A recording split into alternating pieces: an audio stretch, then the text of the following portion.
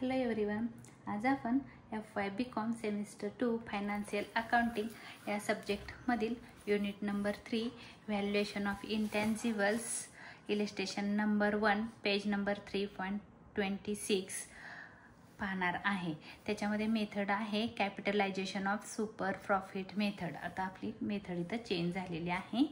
मेथडचं नाव आहे capitalisation of super profit method. Capitalisation of super profit method बघा, super profit method याच्या अगोदर आपण पाहिली। आज आपल्याला पाहायचे आहे capitalisation of super profit method. तर ह्याच्यामधले तुम्हाला फॉर्म्युले आहेत बघा। पहिलं मी मेथडचं नाव लिहिते।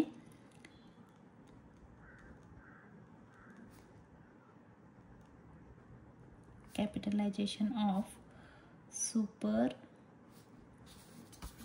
Profit method.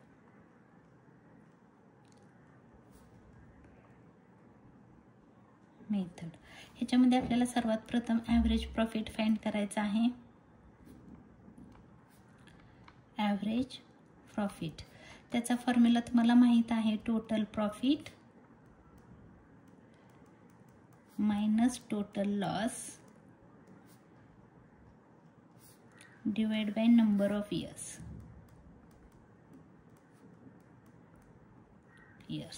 त्याच्यानंतर तुम्हाला कॅल्क्युलेट करायचं आहे normal profit.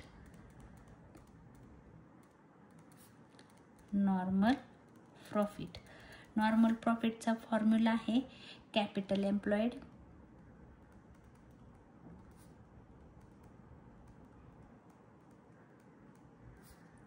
Into normal rate of returns.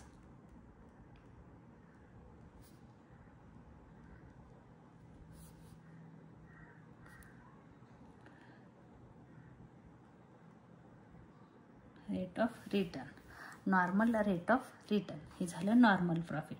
त्याच्यानंतर तुम्हाला काढायचं आहे सुपर प्रॉफिट।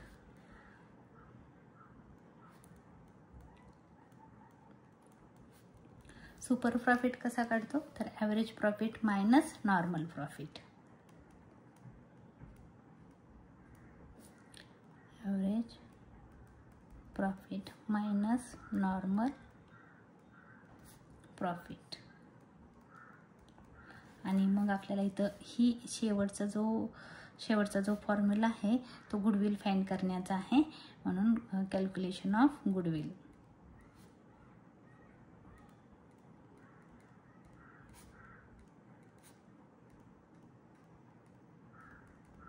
ह्याचा फॉर्म्युला थोडासा ह्या कॅपिटलायझेशन सुपर प्रॉफिट मेथडमध्ये वेगळा आहे। त्याचा फॉर्म्युला एवढाच फक्त चेंज आहे। हे वरचे फॉर्म्युले सुपर प्रॉफिट मेथडचेच आहेत, फक्त हा जो गुडविलचा फॉर्म्युला आहे तो वेगळा आलेला आहे। इथं 100 आहे, हे फॉर्म्युल्यामधलं 100 आहे। 100 divide by normal rate of return. Normal rate of return into super profit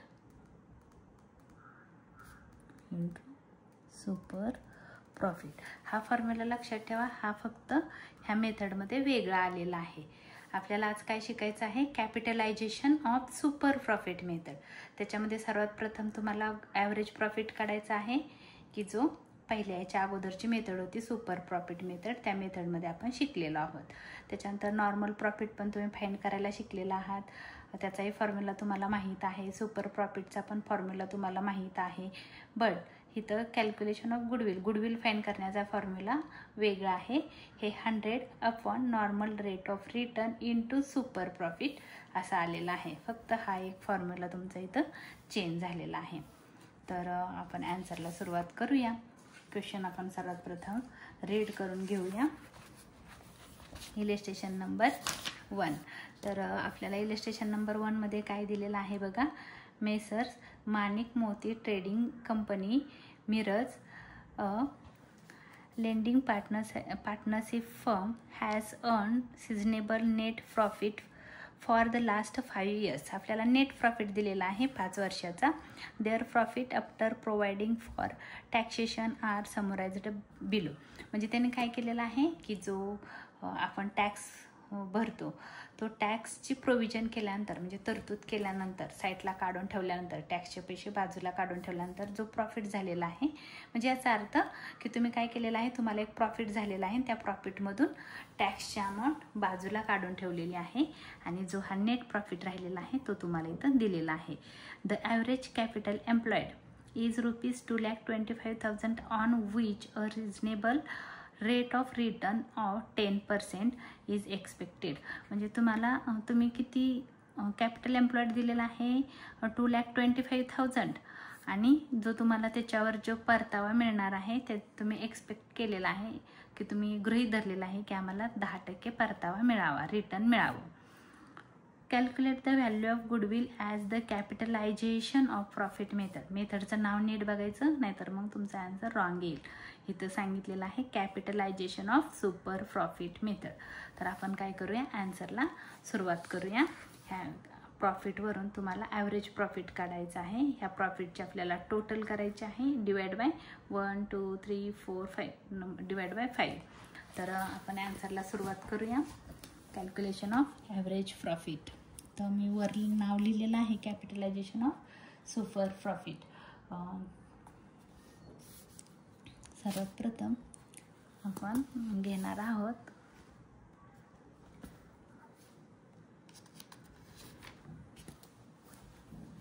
calculation of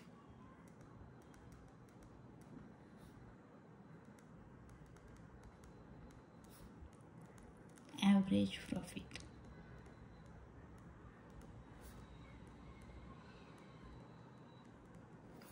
त्याचा फॉर्म्युला आहे total profit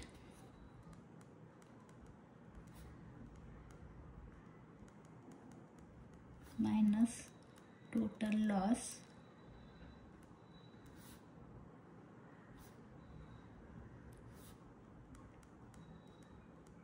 divide by number of years. तर आपल्याला इथं टोटल जो प्रॉफिट आहे तो क्वेश्चनमधून बघून घ्यायचा आहे. क्वेश्चनमध्ये तुम्हाला दिलेला आहे बघा इथं 18,000 24,000 18,000 प्लस 24,000 प्लस 32,000 प्लस 45,000 प्लस 56,000. तर आपण काय केलेला आहे इथला जो प्रॉफिट दिलेला आहे तो आपण इथं पुट केलेला आहे divide by number of years 1 2 3 4 5 आणि त्याला 5 इयर्स. आपल्याला इथं टोटल करायचे आहे. आपण टोटल करून घेऊया. 18,000 plus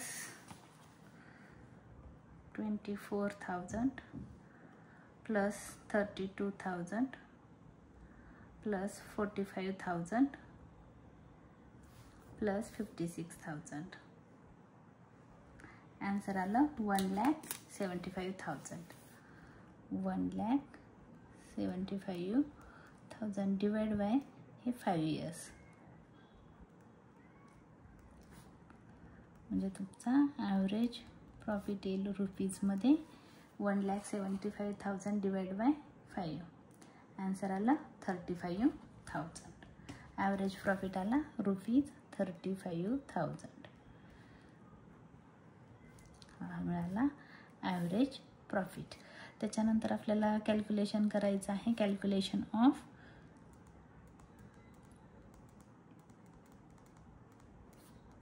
normal profit.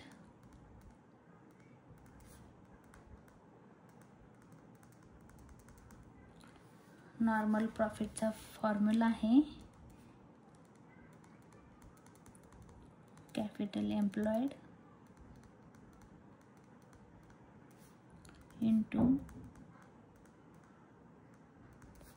normal rate of return. Capital employed तुम्हाला क्वेश्चनमध्ये दिलेला आहे बघा. इथं सांगितलेलं आहे कॅपिटल एम्प्लॉयड 2,25,000 आहे आणि नॉर्मल रेट ऑफ रिटर्न दिलेला आहे 10%. तर कॅपिटल एम्प्लॉयड आहे 2,25,000. 25,000 इंटू 10%चं साईन द्यायला विसरू नका. तर आपल्याला फाईंड करायचं आहे 2,25,000 इंटू 10%. आन्सर आलं 22,500. तुम्हाला दुसरी पण मेथड मी दाखवते. आन्सर आलं ₹22,500. तुम्ही असं पण इथं कॅल्क्युलेट करू शकता. बघा 2,25,000 इंटू 10% असं येईल. ह्या झिरोला हा झिरो गेला, या झिरोला हा झिरो गेला, म्हणजे आन्सर आलं तुमचं 22,500. किती आन्सर आलं? हे आन्सर आलं 22,500. तुम्ही असं पण करू शकता किंवा असं पण फाइंड करू शकता. हा झाला तुमचा नॉर्मल प्रॉफिट. आता तुम्हाला कॅल्क्युलेट करायचं आहे सुपर प्रॉफिट.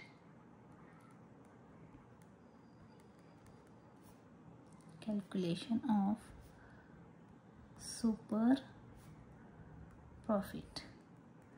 सुपर प्रॉफिट कसा काढतो? Average profit minus normal profit. Formula आहे म्हणून इथे is equal to average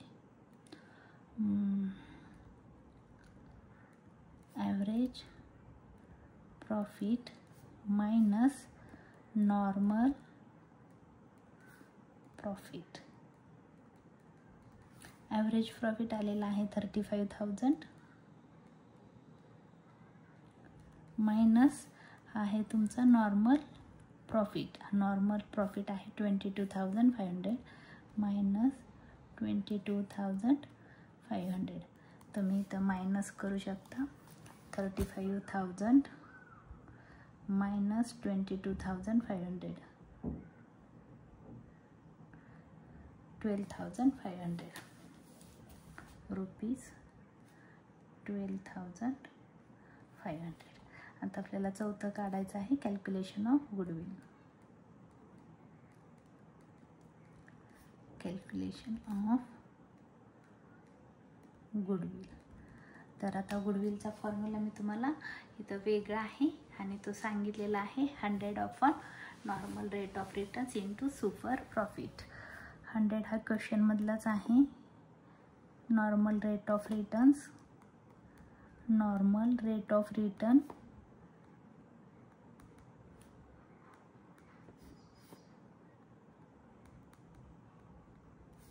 into super profit.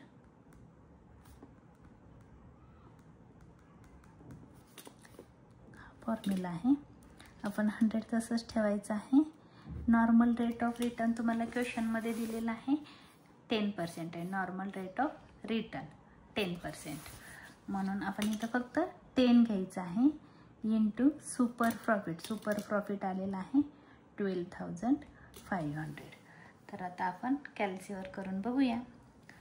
100 upon 10 equal to करा आणि 100 upon 10 is equal to answer आलं 10 इंटू 12,500. आन्सर आलं 1,25,000 rupees. 1,25,000. Therefore, goodwill is equal to